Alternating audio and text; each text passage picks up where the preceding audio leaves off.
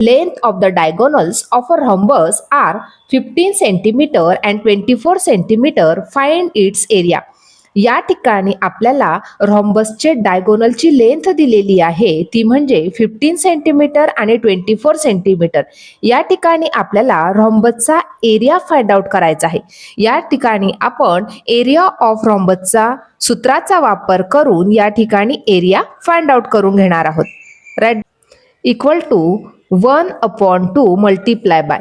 या ठिकाणी product of length of diagonal म्हणजेच काय तर प्रॉडक्ट म्हणजे मल्टिप्लिकेशन.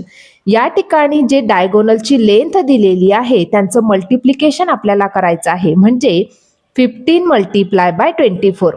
आता या ठिकाणी 24 नंबरला आपण 2 ने डिव्हाइड करणार आहोत. 2 1 जा 2, 2 1 जा 2, 2 2 जा 4 equal to 15 multiply by 12 equal to 12 5 जा 60, 0 कॅरी 6, 12 1 जा 12, 12 प्लस 6 जर केले तर 180, 18.